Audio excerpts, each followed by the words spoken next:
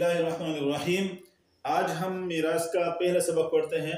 तो मीरास के पहले सबक में आप ये समझे कि एक इंसान मरता है तो उसकी जायदाद, उसका सब कुछ जो रहता है, उसको जो लोग हासिल करते हैं, जिनको वो जायदाद, वो प्रॉपर्टी, सब कुछ जो मिलता है, वो वरसा कहलाते हैं। तो वो वरसा तीन किस्म के होते हैं। एक को ज़वील फुरूस कहा जाता है, दूसरे को आसबा और तीसरे को ज़वील अरहाम कहा जाता है।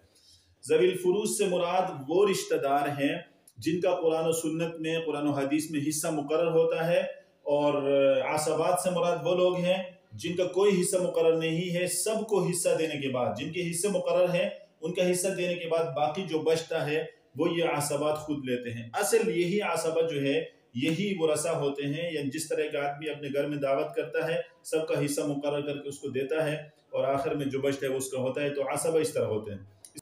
ज़वील अरहाम तीसरे नंबर पे ज़वील अरहाम है। ये वो रिश्तेदार हैं जिनका कोई हिस्सा मुकर्रर नहीं होता और ये आसबात में से भी नहीं होते। ये वो रिश्तेदार हैं जो या खवातीन होती हैं या फिर किसी खातून के ज़रिए वो मरहूम की तरफ मंसूब होते हैं। जिस तरह ज़वील अरहाम में से आप इसको शुमार कर सकते हैं कि एक इंसान जो है, जो मर गया है, उसकी बेटी जो है, बेटी की बेटी जो उसकी नवासी जो है, वो ज़वील अरहाम में आ जाती है। वो किसी औरत के जरिए मरहूम की तरफ मंसूब है। बहरहाल आज ने हमने पढ़ना है ज़वील फुरूस को। ज़वील फुरूस वो वरसा है जिनका कुरान और सुन्नत में हिस्सा मुकर्रर है। और हिस्सा क्या मुकर्रर है? किसी का 1/2, किसी का 1/4, किसी का 1/8, किसी का 2/3, किसी का 1/3, किसी का 1/6, ये हिस्से मुकर्रर होते हैं। और ये टोटल लोग 12 हैं। 4 इनमें से मर्द हैं। बाप है यानी मरहूम का वालिद साहब है, मरहूम का दादा है। वालिद का हिस्सा मुकर्रर है कुरान में, और वालिद अगर ना हो, दादा वालिद की जगह आता है। मां शरीक भाई, जो मरहूम बंदा मरा है, उसका जो वो भाई है जो उसकी माँ से पैदा है। बाप इनका अलग है, माँ एक है, तो ये मां शरीक भाई है।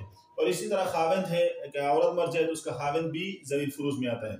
और ये 4 मर्द हैं ज़वील फुरूस में से और 8 खवातीन हैं। बेटी है, एक आदमी मर गया, उसकी बेटी अगर अकेली है तो ये ज़वील फुरूस में है, इसका हिस्सा मुकर्रर है।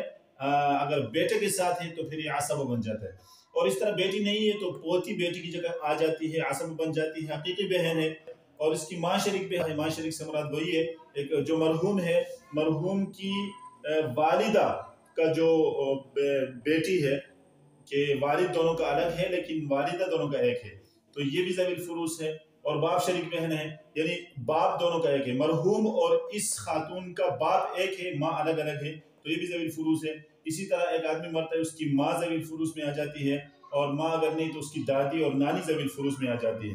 तो ये वो रिश्तेदार हैं, इनको ज़वील फुरूस कहा जाता है। इनके ये हिस्से मुकर्रर है। किसी का 1/2 है, यानी लाख में से 1 लाख, 2 लाख में से 1 लाख रुपए हैं। किसी का 1/4 है, यानी 2 लाख में से 50,000 रुपए हैं। किसी का 1/8 है, यानी 2 लाख में से 25,000 रुपए हैं। और इसी तरह किसी का 2/3 है, 3 लाख में से 2 लाख, किसी का 1/3, 3 लाख में से 1 लाख, किसी का 1/6, 6 लाख में से 1 लाख, इस तरह हिस्सा मुकर्रर है। तो आज का सबक जो हमने पढ़ा, इसका खुलासा ये है कि वरसा की 3 किस्में, एक ज़वील फुरूस, एक आसबा, एक ज़वील अरहाम। ज़वील फुरूस टोटल 12 लोग हैं, 4 मर्द हैं और 8 खवातीन हैं।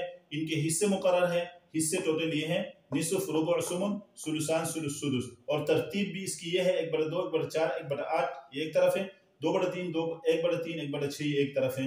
इसको इसी तरह आपने याद रखना ताकि आगे इसको समझने में आपके लिए आसानी होगी।